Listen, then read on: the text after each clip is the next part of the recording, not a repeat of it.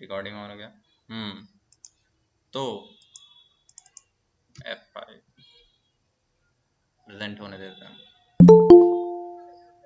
ऐसा एक और चीज होगा यहाँ पे हमको,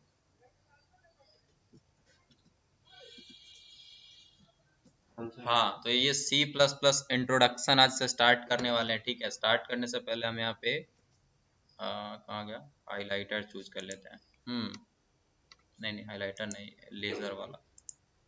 हाँ, तो सबसे पहले हम ओवरव्यू ऑफ सी लैंग्वेज देखने वाले हैं। ठीक है, ओवरव्यू ऑफ सी लैंग्वेज में सबसे पहला, C language is known as structured oriented programming language and procedure oriented programming language. ठीक है, ये चीज बार बार बताया गया था कि सी लैंग्वेज जो होता है स्ट्रक्चर ओरिएंटेड प्रोग्रामिंग लैंग्वेज भी होता है, और इसी को प्रोसीड्यूर ओरिएंटेड प्रोग्रामिंग लैंग्वेज भी बोला जाता है। ठीक है, employs top to down programming approach where a problem is viewed as a sequence of tasks to be performed।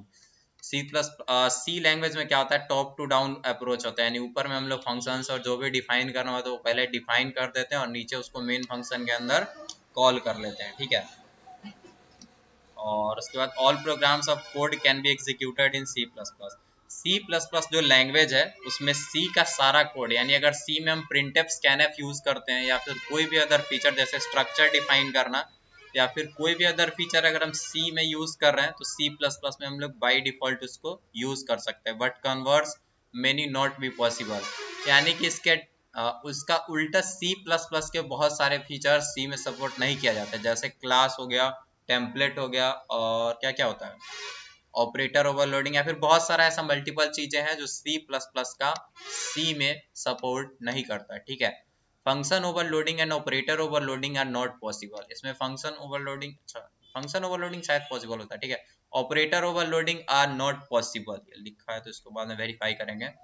Local variables can not, ये सी प्लस प्लस में दोनों पॉसिबल है। ठीक है, local variables can be declared only at the beginning of the block, लेकिन जैसे आप सी language में कोड लिखे होगे तो आपको याद होगा लोकल वेरिएबल जो होता है वो बिगनिंग में ही हम लोग डिफाइन कर लेते हैं। ठीक है, यानी कि जब प्रोग्राम स्टार्ट हो रहा है तो उसी में सबसे पहले हम लोग जितना वेरिएबल ए बी सी बनाना होता है बना लेते हैं, और उसके बाद हम लोग CLR लिख देते हैं, क्लियर स्क्रीन। ठीक है, यानी कि मतलब ऊपर में क्या बोलते हैं, प्रोग्राम स्टार्ट होते टाइम ही हम लोग लोकल वेरिएबल्स को डिफाइन कर लेते हैं। ठीक है, 6 नंबर पॉइंट है, program controls are through jumps and calls सब रूटीन्स।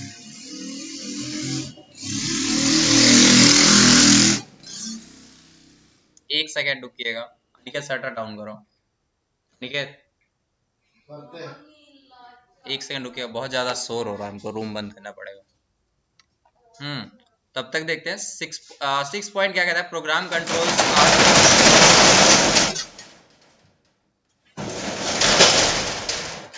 काफी है, program controls are through jumps and calls to subroutines. Program control इसमें कैसे होता है, जैसे मान लो एक मेन फंक्शन होता है। ठीक है, उसी के अंदर हम किसी फंक्शन को कॉल करते हैं, फिर वो फंक्शन किसी और फंक्शन को कॉल करता है, या फिर जिस फंक्शन को कॉल किया गया वो भी फिर किसी आगे और फंक्शन को कॉल कर सकता है, यानी कि एक कंट्रोल जो है प्रोग्राम का वो एक फंक्शन से दूसरे फंक्शन के पास जाता रहता है। ठीक है, तो इस तरह से सी लैंग्वेज में कंट्रोल होता है, या फिर प्रोसीड्योर ओरिएंटेड या स्ट्रक्चर ओरिएंटेड जो भी बोला जाए। ठीक है, और 7th नंबर पॉइंट कहता है इसमें पॉलीमॉर्फिज्म, इनकैप्सुलेशन और इनहेरिटेंस, जो कि ऑब्जेक्ट ओरिएंटेड प्रोग्रामिंग का फीचर है, ये पॉसिबल नहीं है। ठीक है, are not possible.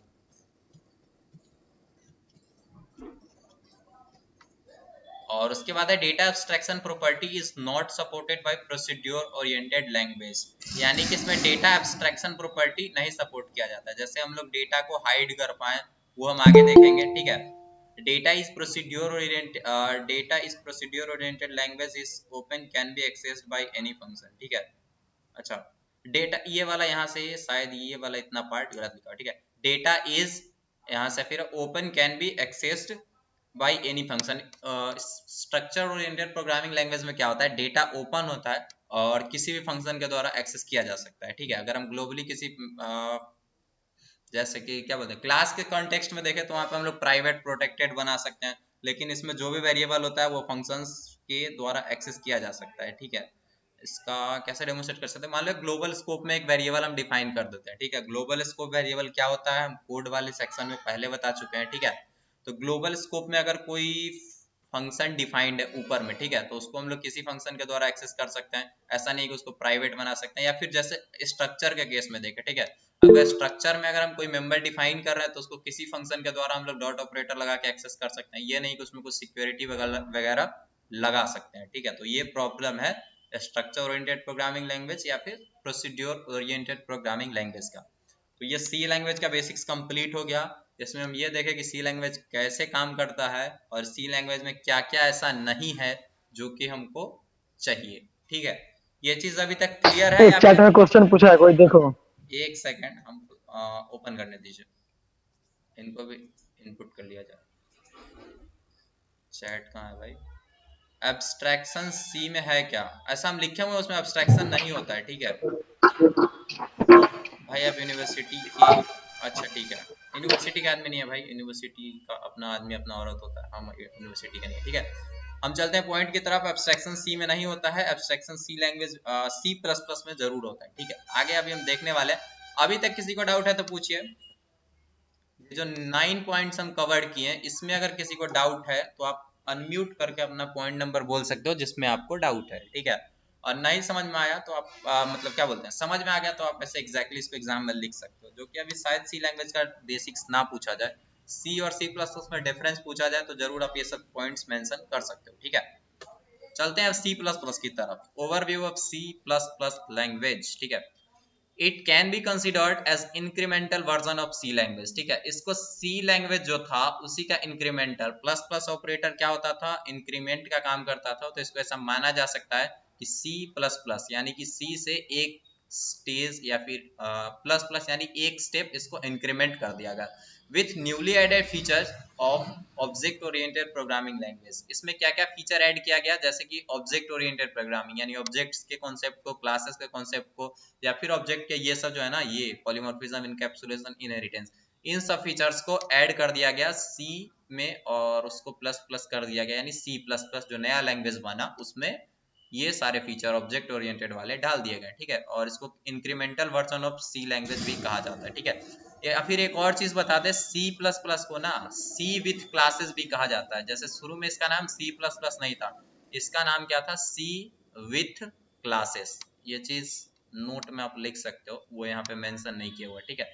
C plus plus is both structured procedure and object oriented programming language. C plus plus में आप प्रोसीड्योर प्रोग्रामिंग भी कर सकते हो, स्ट्रक्चर्ड प्रोग्रामिंग भी कर सकते हो और ऑब्जेक्ट ओरिएंटेड भी कर सकते हो। जैसे कि मान लो यहाँ पे आप बिना कोई क्लास डिफाइन किए आप डायरेक्टली मेन फंक्शन लिख सकते हो, सिंपल। उसमें जैसे सी में आप प्रोसीड्योर वाइज प्रोग्रामिंग करते थे वैसे इसमें भी कर सकते हो, लेकिन और हाँ साथ में इसको ऑब्जेक्ट ओरिएंटेड भी कर सकते हो। लेकिन अगर हम बात करें ना सी प्लस प्लस के अलग, एक मान लो जावा एक प्रोग्रामिंग लैंग्वेज है, ठीक है। उसमें क्या होता है, ऑब्जेक्ट ओरिएंटेड प्रोग्रामिंग लैंग्वेज ही फीचर सपोर्ट किया जाता है, उसमें प्रोसीड्योर वाला सपोर्ट ही नहीं करता, मतलब यानी कि बिना क्लास एंड ऑब्जेक्ट के थ्रू उसमें आप कुछ कर ही नहीं सकते, ठीक है।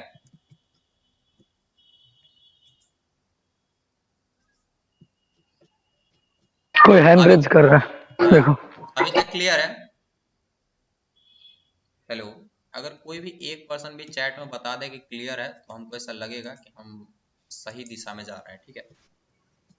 चलिए, हैंड रेज किया है कोई? अच्छा हैंड रेस किए हैं तो पूछिए अनम्यूट करके। अनम्यूट करने का आपके पास ऑप्शन है, ऐसा नहीं है कोई रिस्ट्रिक्शन है, ठीक है। आप शायद हो सकता है गलती से बटन क्लिक हो गया, ठीक है। अगर आपको प्रॉब्लम है तो अनम्यूट करके पूछ सकते हो।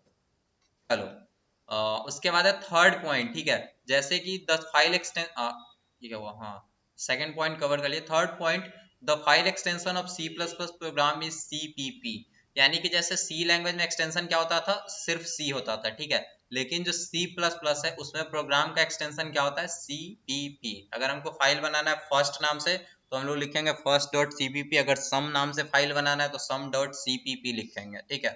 सी लैंग्वेज के केस में ये सी होता था और इसमें सीपीपी होगा। फोर्थ पॉइंट है function overloading and operator overloading are possible, जो कि हम पढ़ भी चुके हैं कोड वाले सेक्शन में कि function overloading C plus plus में किया जाता है और ऑपरेटर ओवरलोडिंग भी किया जाता है, यानी कि एक ही नाम के फंक्शन को अलग अलग क्या बोलते हैं आर्ग्यूमेंट्स के थ्रू हम लोग कॉल कर सकते हैं, ठीक है। ऑपरेटर ओवरलोडिंग में क्या होता है, एक ही ऑपरेटर को हम लोग मल्टीपल क्या बोलते हैं जॉब दे देते हैं। जैसे प्लस ऑपरेटर को हम लोग इंट फ्लोट वैल्यू के लिए तो वो ऐड करता ही था, साथ में हम लोग उसको कुछ और फंक्शनलिटी दे सकते हैं कि वो कोई किसी दो क्लास के ऑब्जेक्ट्स को ऐड कर पाए या फिर कोई अदर फंक्शनलिटी डाल सकते हैं, ठीक है। उसके बाद है fifth number point, variables can be declared in inline I wherever required. यानी सी प्लस प्लस में एक चीज अच्छा होता है ना कि मान लो हमको जहां पे वेरिएबल यूज करना होगा हम लोग वहीं पे डिक्लेयर कर सकते हैं। सी लैंग्वेज में क्या था, सबसे ऊपर वेरिएबल डिक्लेयर करो, उसके बाद वो क्लियर स्क्रीन करो और उसके बाद आपको मतलब क्या बोलते हैं जहां जहां वेरिएबल को यूज करना वहां पे यूज करते जाओ, लेकिन डिक्लेयर ऊपर ही करना होगा। लेकिन इसमें इनलाइन यानी जहां पे भी डिक्लेयर करने का मर्जी हो वहीं पे डिक्लेयर कर सकते हैं। ठीक है, इनलाइन से याद है, इनलाइन फंक्शन एक टॉपिक है, उसको देखना मिस हो रहा है, उसको हम देख लेंगे, सिर्फ सिंटेक्स का पार्ट है, इसको आगे कंसीडर कर लेंगे।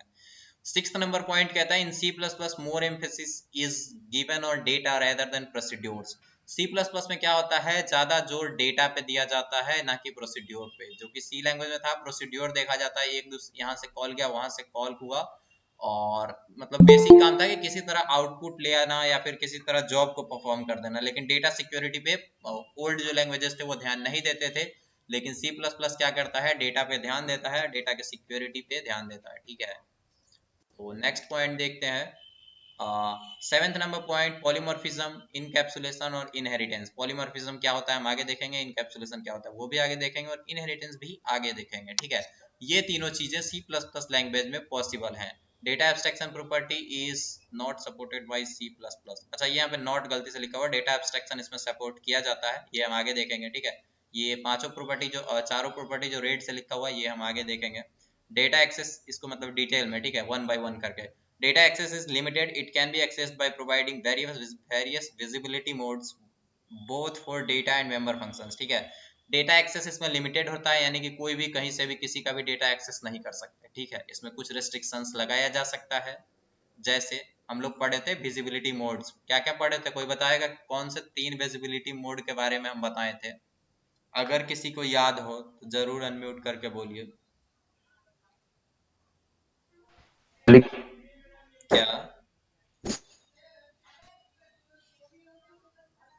आपकी आवाज ब्रेक हो रही है, ठीक है। प्राइवेट और प्रोटेक्टेड। हाँ, पब्लिक, प्राइवेट और पब्लिक प्रोटेक्टेड। होता है और प्राइवेट होता है और हाँ, प्रोटेक्टेड। यस, चलिए, थैंक यू सो मच, आप बहुत कॉन्शियस होकर पढ़ रहे हैं। ठीक है, तो ध्यान देकर पढ़िए, बाकी लोग भी ध्यान से सुनिए, क्वेश्चन का रिस्पॉन्ड कीजिए, ये आपका क्या बोलते हैं हेजिटेशन कम करेगा। ठीक है, और कुछ नहीं।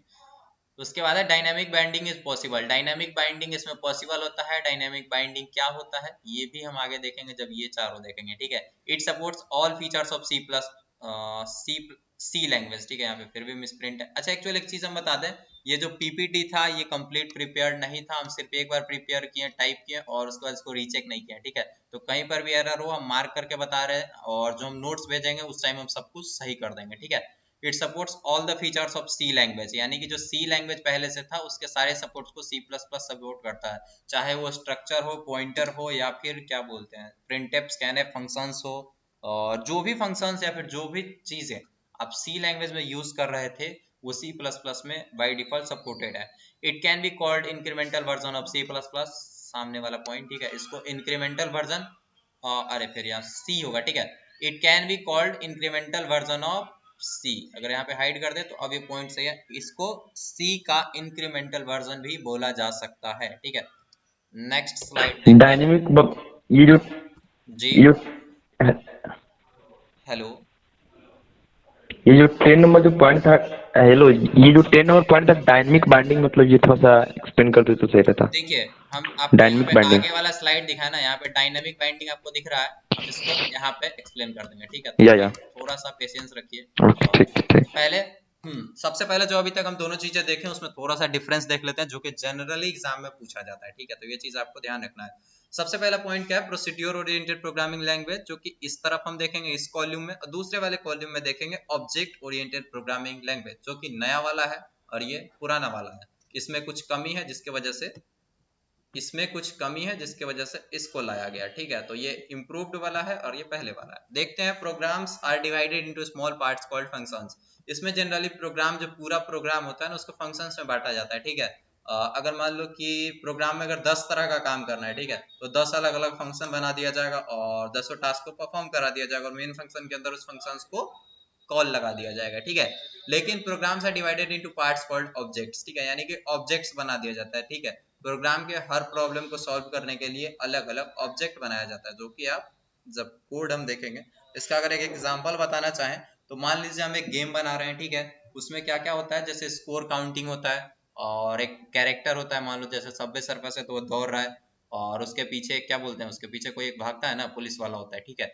तो उन सबको अलग अलग ऑब्जेक्ट्स बनाया जा सकता है, उन सबका अलग अलग स्पीड, जंप, और क्या बोलते हैं, जंप फंक्शन, या फिर अलग स्पीड वेरिएबल, ये सब जितने भी चीजें हैं उन सबको ऑब्जेक्ट्स में, अलग अलग ऑब्जेक्ट्स में तोड़ दिया जा सकता है, ठीक है।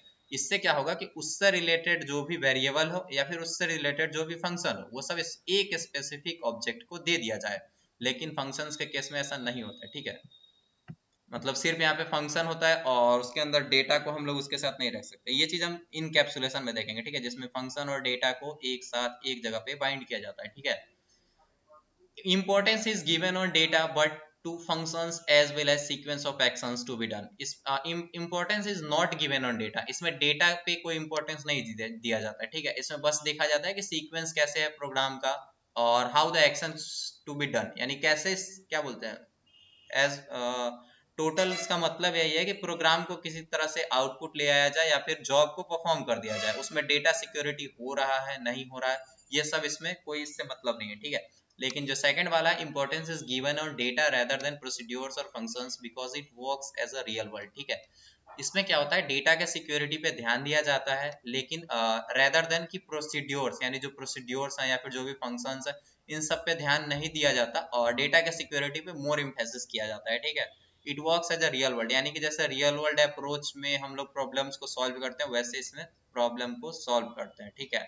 Follows top to down approach, इसमें top to down approach follow किया जाता है, इसमें बॉटम अप अप्रोच फॉलो किया जाता है, ठीक है। और इसके बाद है डजंट हैव एक्सेस स्पेसिफायर्स, ठीक है।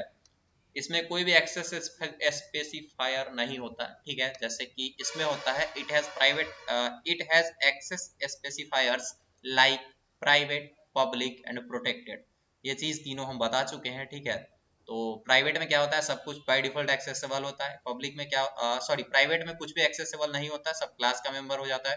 पब्लिक में क्या होता है कि सब कुछ सबके लिए अवेलेबल, और प्रोटेक्टेड में क्या होता है, सिर्फ इनहेरिटेड क्लासेस के लिए अवेलेबल होता है, लेकिन क्लास के बाहर नहीं अवेलेबल होता है, यानी जैसे ऑब्जेक्ट के थ्रू या फिर कहीं पे भी अलग ग्लोबल स्कोप में कहीं पे भी एक्सेस नहीं किया जा सकता है, ठीक है। उसके बाद है data can move freely from function to function in the system. Data है, क्या बोलते हैं, फ्रीली एक फंक्शन से दूसरे फंक्शन में मूव किया जाता है, जैसे आर्गुमेंट पास किया जाए या फिर क्या बोलते हैं एड्रेस पास कर दिया जाता है, मतलब इधर उधर डेटा को इजिली मूव कराया जाता है, ठीक है। यहाँ पे क्या होता है, objects can move with and communicate with each other through member functions, ठीक है। इसमें मेंबर फंक्शंस के थ्रू क्या किया जाता है, ऑब्जेक्ट्स मूव करते हैं, यानी रियल डेटा नहीं जाता, ऑब्जेक्ट जाता है, और अगर जरूरत पड़ी तो ऑब्जेक्ट का जो कुछ मेथड्स होता है उसके थ्रू डेटा को एक्सेस किया जाता है, यानी कुछ रिस्ट्रिक्शंस होता है। यहाँ पे एक्चुअल में एक्चुअल डेटा को ही पास कर दिया जाता है, ठीक है। To add new data in function POP is not easy, यानी कि अगर न्यू डेटा को ऐड किया जाए तो ये पीओपी है, प्रोसीड्योर ओरिएंटेड प्रोग्रामिंग लैंग्वेज, ये इजी नहीं होता। जैसे कि क्या बोलते हैं, अगर किसी क्लास में डेटा मान लो कोई एक डेटा ऐड करना है, ठीक है, और वो डेटा 10 फंक्शंस में यूज्ड है। अगर वो 10 फंक्शंस में यूज किया गया है तो 10 जगह डेटा ऐड करना होगा, 10 जगह चेंजेस करना होगा, लेकिन वो provides an easy way to add new data and function, ठीक है। यहाँ पे अगर हमको कोई नया डेटा चाहिए, नया फंक्शन चाहिए, तो हम उस क्लास में, जिस क्लास के ऑब्जेक्ट पे हमको क्या बोलते हैं चेंजेस लाना है, उस क्लास के ऑब्जेक्ट पे हम लोग क्या कर सकते हैं, डेटा ऐड कर सकते हैं, फिर फंक्शन ऐड कर दे सकते हैं, और जहां जहां पे वो ऑब्जेक्ट यूज हुआ होगा वहां पे वो डेटा और वो जो भी फंक्शन है वो बाय डिफॉल्ट अवेलेबल हो जाएगा, ठीक है। तो ये हो गया इसका फायदा।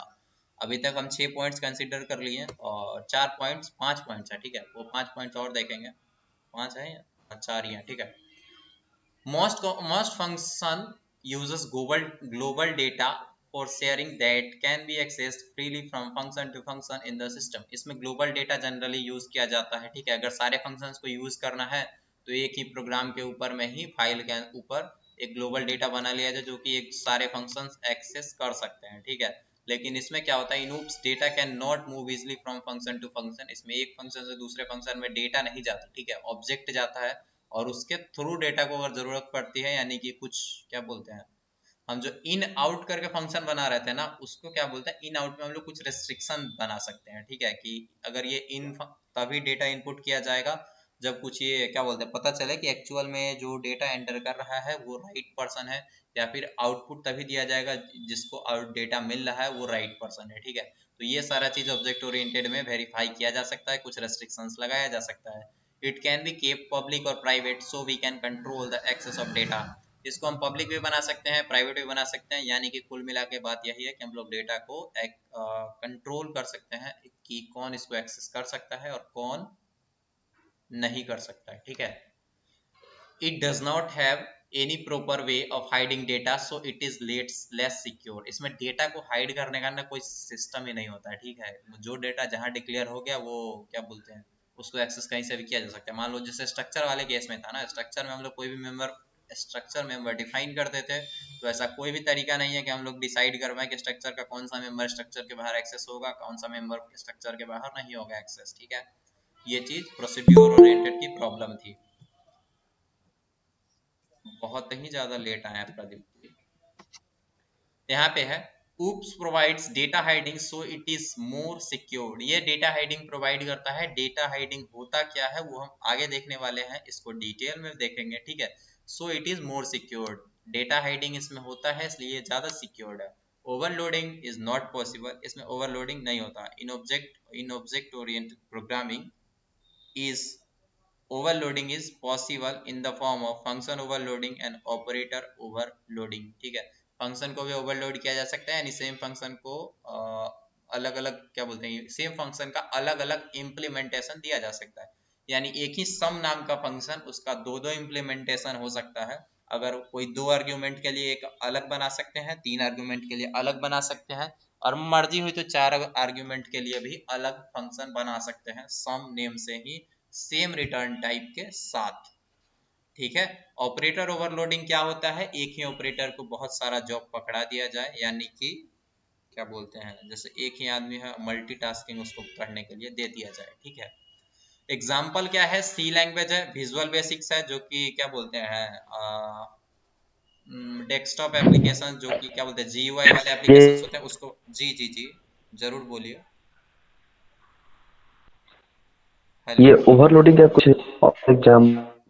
ओवरलोडिंग हेलो, में कि ये अच्छा ऑपरेटर जो हाँ नहीं जो ये है ना ऑपरेटर ओवरलोडिंग, इसका एक और इसका कुछ एक और एग्जांपल देकर के थोड़ा सा एक्सप्लेन कीजिए। अब अच्छे से क्लियर नहीं हो पाया है। ऑपरेटर ओवरलोडिंग बाकी लोग ऑपरेटर में से ओवरलोडिंग। अगर कोई लोग रेगुलर है तो जरूर एक बार बताइए कि हम ओवरलोडिंग बताए हैं कि नहीं, उसके बाद हम बताएंगे ही, लेकिन पहले बस इतना बताइए कि रेगुलर अगर थे तो हम इसको कितना डिटेल में डिस्कस किए हैं शायद। इसका एक वीडियो भी है, हाँ एक चीज हम बताना अच्छा, भूल गए, इसका वीडियो हम यूट्यूब पर अपलोड ठीक नहीं किए होंगे तो आज जरूर करेंगे, ठीक है। और अगर आपको हम बताना चाहें तो इसमें ठीक इतना है। ही बताना चाहेंगे कि मान लीजिए कि प्लस नाम का ऑपरेटर है जो कि बाय डिफॉल्ट क्या काम करता है, इंटीजर फ्लोट और डबल जो भी वैल्यूज है न्यूमेरिकल वैल्यूज उन सबको ऐड करता है, ठीक है। लेकिन अगर किसी क्लास के कॉन्टेक्स्ट में हम उस प्लस ऑपरेटर को, ये हम यहाँ पे कोड एडिट करने का हमारे पास ऑप्शन है, ठीक है। अगर हम कोड ओपन किए रहते तो हम ज्यादा एक एग्जांपल शायद कंसीडर कर लेते, ठीक है, या फिर हम एंड में कर लेंगे इसको, ठीक है। और उस प्लस ऑपरेटर में हम क्या करते हैं ठीक कि है, ठीक है, ठीक ठीक। एडिशनल फंक्शन ऐड कर देते हैं। जैसे मान लो कि हम ऐसा बोल देते हैं कि ये प्लस ऑपरेटर ना अब तक क्या करता था कि सिर्फ integer value float value double value को ऐड करता था, लेकिन ये अब दो ऑब्जेक्ट्स को भी ऐड कर देगा, ठीक है। अगर दो ऑब्जेक्ट्स इसको आर्ग्यूमेंट मिलेंगे तो ये इसको ऐड कर पाएगा, ठीक है। एग्जाम्पल था सी लैंग्वेज इसका प्रोसीड्योर का जो कि बेसिक ही था। उसके बाद विजुअल बेसिक्स, ठीक है, ये डेस्कटॉप एप्लीकेशंस बनाने में यूज किया जाता है, शायद जीयूआई वाले एप्लीकेशन। फोर्ट्रेन क्या है, बहुत पुराना प्रोग्रामिंग लैंग्वेज है। पास्कल बहुत पुराना प्रोग्रामिंग लैंग्वेज है, ठीक है। ये सब अब यूज में नहीं आता जनरली, ठीक है।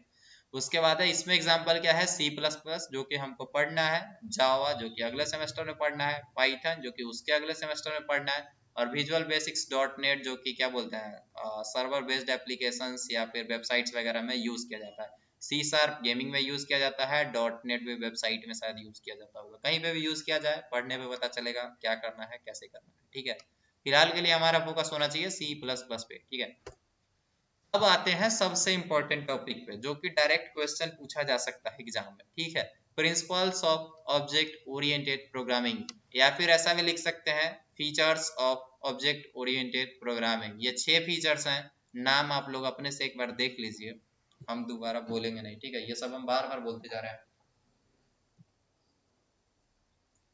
पानी है यहाँ पे, एक सेकंड में पानी पी लेना। सबसे पहले क्या है इनकैप्सुलेशन, उसके बाद डेटा अब्स्ट्रैक्शन है, polymorphism, inheritance, dynamic binding, message passing. ठीक है, इस सबको वन बाय वन आगे डिस्कस करेंगे।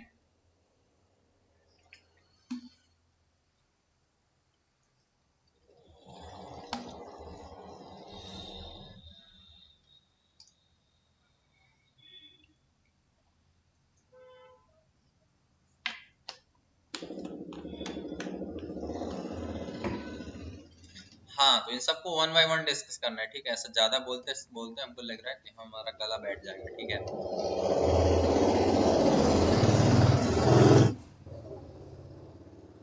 बहुत गलत जगह हम रहते हैं हमको लगता है। ठीक है, आवाज ले लीजिए। क्या कुछ बोल रहे हैं क्या? चाय लीजिए। चाय कह चाय रहे चाय ले लीजिए चाय। चाय आज तक हम जिंदगी में नहीं पिए। ठीक है, जो लोग हमारे दोस्त हैं उनको पता होगा कि चाय से हमारा घर वालों का दुश्मनी है। हमको आज तक कभी चाय नहीं पीने दिया गया। ठीक है, ऐसा हमको उनको लगता है कि नशा होता है। ठीक है, वो लोग खुद पीते हैं लेकिन हमको नहीं पीने देते। ठीक है, और हमको इस बात का बहुत खुशी है कि हम चाय नहीं पीते। ठीक है, तो कोई हमको बोला है लेमन कि टी चाय ना पीजिए पिए। फिर। नहीं, लेमन टी भी नहीं पीते। पता वही नहीं लेमन टी। कुछ क्या बोलते हैं, ऐसा बचपन से है जिसके घर ग्रीन वाले टी भी आता है। नहीं पिए तो नहीं ही पिए। ऐसा जिंदगी में कुछ तो ऐसा होना चाहिए नहीं कि नहीं पिए तो नहीं ही पिए। ठीक है, इसलिए कहते हैं ना शुरू मजबूरी में किया थे, अब मजा आ रहा है।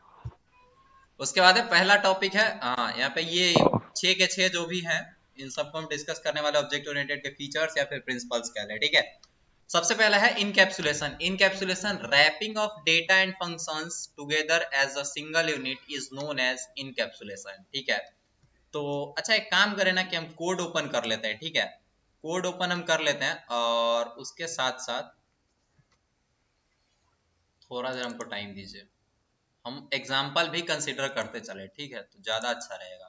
एग्जाम्पल में हम कोई प्रोग्राम नहीं लिखेंगे, हम बस कुछ क्या बोलते हैं उतना ही लिखेंगे जितना लाइंस ऑफ कोड रिलेवेंट हो लिखना है। ठीक है, न्यू फाइल एक बनाते हैं, कैंसिल करते हैं प्रॉपर्टी को Fn F2 और यहाँ पे इसको रीनेम कर देते हैं डे 23 के नाम से। देखिए जितना कोड हम बता रहे हैं, जिनको कोड से नफरत है कि कोड ऐसा नहीं पढ़ना चाहिए सिर्फ थ्योरी पढ़ना चाहिए, तो उनको बता दें कि इतना कोड तो पढ़ना ही पड़ेगा, इतना एग्जाम में भी लिखना पड़ता है। ठीक है, तो कोड लिखिएगा तो एग्जामिनर को लगेगा कि आप बहुत ही ज्यादा ज्ञानी हैं। ये बात माना हुआ है, मतलब हम खुद लिख के आए एग्जाम में तो हमको ये बात पता है। चलिए इनकैप्सुलेशन को पहले देखते हैं, तब तक कोड ओपन हो जाएगा। Wrapping of data and functions together as a single unit is known as encapsulation. यानी कि एक जो भी जिस काम के लिए रैपिंग ऑफ डेटा, रैपिंग करना मतलब क्या समझते हैं, गिफ्ट रैप करना ये सब समझते हैं ना। रैप करना यानी कि एक जगह पे उसको बाइंड कर देना। ठीक है, पैकिंग करना। हाँ डेटा पैकिंग करना, डेटा और फंक्शन को एक जगह पे पैक कर देना एक सिंगल यूनिट में इज नोन एज इनकैप्सुलेशन। ठीक है, यानी कि एक ही क्लास डिफाइन किया जाएगा। मान लीजिए कि अगर हमको साइकिल क्लास बनाना है तो एक बाईसाइकिल, हमारे सामने बाईसाइकिल है। ठीक है, तो साइकिल अगर एक एग्जाम्पल है, तो अगर एक क्लास है तो उसका अगर मान लीजिए क्या होता है, स्पीड हो सकता है एक वेरिएबल, एक उसका नंबर ऑफ टायर्स वेरिएबल हो सकता है, और उसका फंक्शन क्या हो सकता है कि फॉरवर्ड हो सकता है, बैकवर्ड, बैकवर्ड होता है क्या, बैकवर्ड नहीं चलता, सिर्फ फॉरवर्ड चलता है। और क्या क्या फंक्शन हो सकता है, व्हील रोटेट करके एक फंक्शन हो सकता है, हैंडल मूविंग एक फंक्शन हो सकता है। ठीक है, तो इन सब चीज को एक जगह पे बाइंड करके एक बाईसाइकिल नाम का क्लास बना दिया जाए, तो उसी को बोलते हैं इनकैप्सुलेशन। जैसे कैप्सूल देखे हुआ ना, उसको इनकैप्सुलेशन यानी एक कैप्सूल के अंदर एक कैप्सूल के अंदर बाइंड कर देना या फिर रैप। मेडिसिन रहता है। ठीक है, ये चीज क्लियर है ना। अच्छा बाकी लोग नहीं बोले, हमको लग रहा है बाकी लोग समझ नहीं पा रहे। ठीक है, समझ पा रहे हैं ना, हम ये सबसे पूछना चाहते हैं समझ में आ रहा है कि नहीं आ रहा। सत्तू पी लीजिए सर, बहुत बहुत धन्यवाद, सत्तू जरूर पियेंगे, सत्तू हम पीते हैं, आपका सजेशन बहुत अच्छा। ठीक है, नेक्स्ट है by default data is not accessible from outside world and they are not accessible, they are only accessible through the functions which are wrapped in class. By default यानी कि C++ में अगर कोई भी एक्सेस मॉडिफायर नहीं लगाया जाए तो डेटा क्या होता है, क्लास के बाहर, आउटसाइड वर्ल्ड यानी कि क्लास के बाहर एक्सेस नहीं किया जा सकता है। ठीक है, दे आर ओनली एक्सेसिबल यानी कि सिर्फ उसको क्लास के अंदर जो फंक्शंस है ना, only accessible through the functions which are wrapped in class, यानी वो जो क्लास बाईसाइकिल नाम का बनाया गया, तो अगर बाईसाइकिल के क्लास के अंदर अगर हम डिफाइन किए हुए हैं मूव नाम का कोई मेथड या फिर मूव फॉरवर्ड नाम का मेथड, तो सिर्फ वही मेथड उसके स्पीड या फिर उसके नंबर ऑफ टायर्स या फिर उसका कोई भी अदर वेरिएबल को एक्सेस या फिर डेटा को एक्सेस कर सकता है। यही चीज इनकैप्सुलेशन कहलाता है। Prevention of data direct access by program is called data hiding और इंफॉर्मेशन हाइडिंग, यानी कि डेटा का डायरेक्ट एक्सेस रोकना। जैसे कि अगर बाईसाइकिल क्लास का कोई B1 नाम का या फिर हीरो नाम का बाईसाइकिल है, उसका अगर कोई ऑब्जेक्ट बना तो उसको डॉट करके हम स्पीड को एक्सेस ना कर पाए या फिर डॉट करके हम उसके किसी क्या बोलते हैं फंक्शन को ही हम प्राइवेट कर दें, तो उस फंक्शन को भी हम प्राइवेट बना सकते हैं। तो वो अगर हाइड करते हैं तो इसी को बोलते हैं डेटा हाइडिंग या फिर इंफॉर्मेशन हाइडिंग। क्लियर है डेटा हाइडिंग या फिर कुछ और इस पे हो? क्लियर है, क्लियर है। क्लियर है, चलिए उसके बाद चलते हैं नेक्स्ट स्लाइड पे। दूसरा जो पॉइंट था डेटा अब्स्ट्रैक्शन, यानी कि डेटा अब्स्ट्रैक्शन क्या होता है? It refers to the act of representing essential features without including background details और एक्सप्लेनेशन। इसका क्या मतलब है ना कि जो भी एसेंशियल फीचर है वो सब refers to act of representing essential features, यानी कि एसेंशियल जो भी फीचर्स है ना, मान लो कि जैसे हम क्या कहते हैं क्लास के अंदर हम एक मूव का नाम का फंक्शन बना रहे हैं, ठीक है, वो बाईसाइकिल वाला ही एग्जांपल कंसीडर करते हुए चलते हैं। एक सेकंड, ये लड़का आ गया सूरज। क्लास के अंदर हम क्या करते हैं, एक कौन सा हम मूव नाम का बाईसाइकिल का एग्जांपल ले लेते हैं, मूव नाम का फंक्शन है, ठीक है। तो उस मूव नाम के फंक्शन के अंदर जो भी इम्प्लीमेंटेशन है, चाहे हम 100 लाइन्स ऑफ कोड लिखें 10 लाइन्स ऑफ कोड लिखें, जो भी लिखे वो क्लास के बाहर या फिर किसी को विजिबल नहीं होगा, उसको सिर्फ एक ऑब्जेक्ट मिलेगा और डॉट लगा के वो उस फंक्शन को कॉल कर सकता है, ठीक है। तो इसी को बोलते हैं एब्स्ट्रैक्शन, यानी कि छुपा लेना। जैसे कि एब्स्ट्रैक्शन का एग्जांपल बताया जाए तो आप जब काउंटर पे जाते हैं बैंक के और बोलते हो कि ये रहा पैसा और ये रहा वाउचर, तो वो कैसे उस पैसा को आपके बैंक अकाउंट में पहुंचाता है ये चीज आपको नहीं दिखाता है, वो अपना काउंटर के पीछे कवर रखता है कैशियर, ठीक है। तो वो एक्चुअल में इम्प्लीमेंटेशन यानी उसको परफॉर्म कैसे किया गया वो आपको नहीं दिखाया जाता, बस आपका काम हो जाए आप इससे मतलब रखिए। क्लासेस, जैसे कि हमें यहाँ पे ये पीपीटी बनाए तो हम ये कैसे बनाए ये हमारा बताना काम नहीं है, हम जो पीपीटी पे बता रहे हैं वो आपका सुनना काम है, ठीक है। Classes use the concept of abstraction and are defined as a list of attributes such as size, weight, cost and functions to operate on this attributes, ठीक है। क्लासेस के अंदर कुछ एब्स्ट्रैक्ट डेटा होते हैं जो कि हम बाईसाइकिल वाले क्लास में बताए थे ना कि एक्चुअल में कुछ डेटा को क्या बोलते हैं, डेटा का मान लो जैसे साइकिल का वेरिएबल हो गया, कुछ स्पीड वगैरह, ये सब हम प्राइवेट करके रखते हैं, ठीक है, क्लास के बाहर से कोई इसको देख ना पाए। लेकिन हम कुछ इसके फंक्शंस डिफाइन करते हैं जो कि डेटा है तो कुछ तो उस पर ऑपरेशन होना चाहिए, तो वो ऑपरेट करने के लिए उस, हाँ एक चीज बता दिए, एट्रीब्यूट्स हम डेटा को ही बोल रहे हैं, ठीक है। डेटा मेंबर्स बोले या फिर कुछ भी बोले, ये एट्रीब्यूट्स ये सब डेटा को ही बोलते हैं, जो क्लास के अंदर हम int a, int b, int speed, int जो भी हम वेरिएबल डिफाइन करते हैं उसको एट्रीब्यूट्स भी बोलते हैं। और इन एट्रीब्यूट्स पर ऑपरेशन करने के लिए मान लीजिए इनका सब्ट्रैक्शन, मल्टीप्लिकेशन या फिर जोड़ घटाव गुना भाग कुछ भी करना होता है तो उसको ऑपरेट करने के लिए हम लोग उसी क्लास के अंदर कुछ फंक्शंस डिफाइन कर देते हैं, ठीक है। They encapsulate all essential properties of the objects that are to be created. ये क्या करता है, ऑब्जेक्ट के सारे प्रॉपर्टीज, एसेंशियल प्रॉपर्टीज, यानी कि इस यहाँ पे प्रॉपर्टीज से भी मतलब इसका एट्रीब्यूट्स का है, ठीक है। और of the object that are to be created, यानी जो भी ऑब्जेक्ट किसी क्लास का बनता है ना उसके सारे डिटेल्स, यानी वेरिएबल हो, फंक्शंस हो, इन सबको इनकैप्सुलेट कर लिया जाता है एक ही क्लास के अंदर। जैसे कि बाईसाइकिल से रिलेटेड जो भी कोड है वो सब, जो भी चाहे उसका मेथड हो या फिर उसका वेरिएबल हो, वो सब एक ही क्लास के अंदर रख लिया जाता है और उसका जब भी ऑब्जेक्ट बनेगा तो उसके थ्रू उसको यूज किया जा सकता है। मतलब जितना उसके बाहरी यूजर को जरूरत हो, उसको जिस फंक्शन की जरूरत हो सिर्फ वही उसको एक्सेस होगा, जितने वेरिएबल्स की उसको जरूरत हो उतना ही उसको एक्सेस होगा, ठीक है। The attributes are called as data members as they hold data and the functions which operates on this data is called member functions।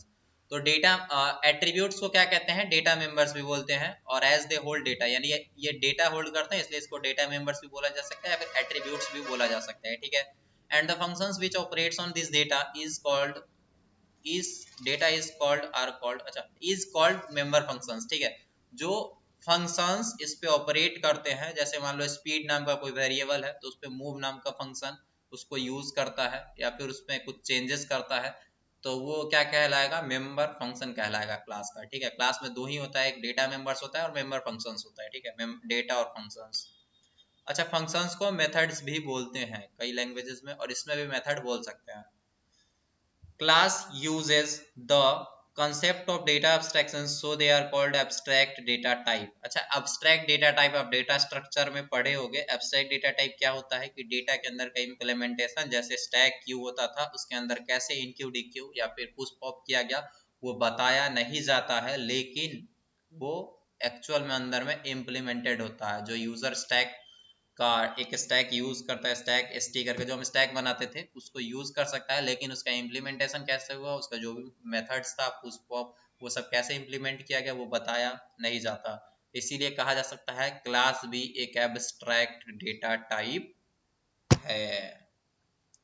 अभी तक क्लियर है? थोड़ा ज्यादा हो गया। एवरीबॉडी कंफर्म कीजिए, क्या अभी तक आप सभी को क्लियर है? हमारी आवाज वीडियो सब कुछ क्लियर था? थ्योरी वाला पार्ट है, थोड़ा बोरिंग भी लग सकता हाँ है। कोड नहीं है जो आप कुछ क्या बोलते हैं हर समय इंटरेस्टिंग दिखेगा, आपको ऐसा सुनना ही पड़ेगा, वही ऑप्शन है। ठीक है, और जिनको ऐसा लगता है कि ध्यान से नहीं सुने, इंटरनेट खराब हो गया, रिकॉर्डिंग जरूर चेक कीजिएगा। रिकॉर्डिंग कल हम गारंटी है कि अपलोड कर ही देंगे। ठीक है, कुछ हम इसका सॉल्यूशन कर रहा है परमानेंट। तो सेकेंड वाला पॉइंट भी खत्म हो गया, जो कि हम यहाँ पे बताए थे। प्रिंसिपल्स में 2 पॉइंट्स कंप्लीट हो गया, बाकी के 4 देखना है। ठीक है, पॉलीमॉर्फिज्म क्या होता है? Polymorphism it comes from Greek word poly means many. Poly मतलब क्या बोलते हैं, मेनी। जैसे कि हम क्या बोलते हैं, अच्छा पॉली से केमिस्ट्री में कुछ पढ़े थे ना, पॉलीमर्स। ठीक है, उसको क्या हिंदी में कुछ पॉलीमर्स को बोलते हैं। ठीक है, तो वो पॉलीमर्स हम लोग पढ़े थे, उसमें भी क्या बोलता है, बहुत सारा।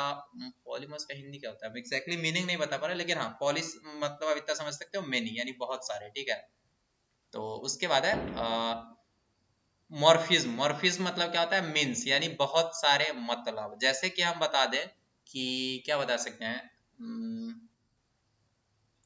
अच्छा आपको एक ऐसा वर्ड बता सकते हैं जिसका दो दो मतलब होता होगा, तो अलग अलग कॉन्टेक्स्ट में दो मतलब होता है। ठीक है, क्या क्या हमको एक एग्जांपल ध्यान में नहीं आ रहा है। ठीक है, ऐसा समझ लीजिए कि किसी एक ही चीज का दो मतलब। ठीक है, जैसे कि क्या बोलते हैं, डबल मीनिंग बोल सकते हैं। आई ई मेनी फॉर्म्स। ठीक है, यानी कि एक ही चीज के बहुत सारे forms. It means ability to take more than one form. ठीक है, ये भी यहाँ पे एक मिस टाइप है। एक इसमें क्या कहते हैं, एबिलिटी एक से ज्यादा फॉर्म लेने का। जैसे वो फंक्शन ओवरलोडिंग हम देख रहे थे, एक सम नाम का फंक्शन है और एक दूसरा भी सम ही नाम का फंक्शन है, लेकिन दोनों का आर्ग्यूमेंट डिफरेंट है, दोनों का इम्प्लीमेंटेशन का तरीका अलग अलग है। जैसे एक क्या करता है, 2 नंबर को ऐड कर देता है और दूसरा नीचे वाला 3 नंबर को ऐड कर देता है। ठीक है, तो दोनों का मतलब क्या बोलते हैं, एबिलिटी अलग अलग है। ठीक है, अलग अलग काम करता है दोनों, लेकिन नेम दोनों का सेम है। ठीक है, और उसके बाद for example an operation have different variable in different instances. एक चीज इसका ये भी देख सकते हैं, जैसे मान लो अलग अलग ऑब्जेक्ट के लिए अलग अलग क्या बोलते हैं, ऑपरेशन डिफरेंट बिहेवियर दिखा सकता है। ठीक है, जैसे कि हम क्या बताए, वो एक मान लो ऑपरेटर ओवरलोडिंग के केस में देख ले, एक प्लस नाम का ऑपरेटर है, अलग अलग क्लास में वो अलग अलग काम कर सकता है। ठीक है, जैसे मान लो एक कॉम्प्लेक्स क्लास में हम लोग 2 कॉम्प्लेक्स नंबर को डिफाइन करने के लिए उस प्लस को बता दिए। अच्छा, डिफरेंट इंस्टेंसेस मतलब होता है ऑब्जेक्ट। ठीक है, तो कॉम्प्लेक्स नंबर वाले क्लास में क्या करते हैं हम लोग, प्लस ऑपरेटर को यूज करते हैं 2 कॉम्प्लेक्स नंबर को ऐड करने के लिए। और वही मान लो कि अगर एक पॉइंट नाम का क्लास बना हुआ, ठीक है, जो कि कोऑर्डिनेट ज्योमेट्री में हम लोग पॉइंट्स देखते हैं, एक्स वाई कोऑर्डिनेट। तो उन 2 पॉइंट्स में अगर हम प्लस करना चाहें तो उस प्लस ऑपरेटर को इस तरह से हम डिजाइन कर सकते हैं कि वो इन दोनों के साथ पॉइंट ऐड करने का बिहेवियर दिखाए और कॉम्प्लेक्स नंबर में 2 कॉम्प्लेक्स नंबर को ऐड करने का बिहेवियर दिखाए। यानी एक प्लस नाम का ऑपरेटर ही 2 टाइप का बिहेवियर, एक इधर दिखा रहा है, एक इधर दिखा रहा है। ठीक है, तो इसी को ऑपरेटर ओवरलोडिंग भी बोलते हैं। उसके बाद है the behaviour depends on the type of. हाँ, ये अलग अलग डिफरेंट इंस्टेंसेस पे डिफरेंट बिहेवियर बता रहे हैं। यानी पहले वाले इंस्टेंस पे क्या बताता था कि 2 कॉम्प्लेक्स नंबर यानी रियल वाले पार्ट इमेजिनरी वाले पार्ट को ऐड कर दो, और इसमें पॉइंट को ऐड करने में भी क्या करता था, कोऑर्डिनेट्स को ऐड कर देता था एग्जैक्टली। ठीक है, तो ये अलग अलग बिहेवियर बताता है अलग अलग इंस्टेंसेस पे, यानी अलग अलग टाइप के इंस्टेंसेस, अलग अलग टाइप के ऑब्जेक्ट्स पे। The behaviour depends on the type of data used in the operation. Behaviour किस बात पे डिपेंड करेगा, जो डेटा ऑपरेशन में यूज किया गया। जैसे कि अगर मान लो प्लस नाम का ही फंक्शन है, प्लस नाम का प्लस ऑपरेटर है, वो ओवरलोडेड है तो उसको जैसा डेटा दिया जाएगा, जिस टाइप का डेटा दिया जाएगा, इस बात पे डिपेंड करता है कि वो क्लास किस तरह से एक्ट करेगा। ठीक है, तो ये पॉलीमॉर्फिज्म का दो दो एग्जांपल है, एक फंक्शन ओवरलोडिंग और दूसरा ऑपरेटर ओवरलोडिंग। फंक्शन ओवरलोडिंग में क्या होता है, एक सेम नाम का दो फंक्शंस होता है, उसमें अलग अलग आर्गुमेंट्स दिया जाता है, दोनों का अलग अलग इम्प्लीमेंटेशन होता है, यानी कि दोनों का काम करने का तरीका अलग होता है। दोनों हो सकता है अलग अलग चीजें भी रिटर्न करे और दोनों सेम चीजें भी रिटर्न कर सकता है। ठीक है, ऑपरेटर ओवरलोडिंग तीन चार बार बता चुके हैं, सेम ऑपरेटर अलग अलग काम दिया जाएगा, ऑपरेटर ओवरलोडिंग कहलाएगा। ये सब कोड में एग्जांपल देखना था जो कि हम पहले कंसीडर कर चुके हैं। तो ये सिर्फ थ्योरी का पार्ट है, ये सब एग्जाम्पल लिख के आना है। ठीक है, इसमें कुछ भी हाईलाइट नहीं किया गया जो कि हमारा मिस्टेक था, इसको हाईलाइट करना चाहिए था इंपॉर्टेंट को। ठीक है, चौथा टॉपिक इनहेरिटेंस, जिसको हम 2 या 3 बार डिस्कस किए हैं, बहुत डिटेल में डिस्कस किए, बहुत ब्यूटीफुल इसको एक्सप्लेन किया गया, ऐसा हमको लगता है। आपको भी लगता है तो बहुत अच्छी बात है। ठीक है, इनहेरिटेंस क्या होता है, अच्छा ये क्लियर है। थर्ड नंबर पॉइंट हम चैट चेक कर ले, ऐसा बोलते जाएंगे तो अच्छा नहीं लगेगा।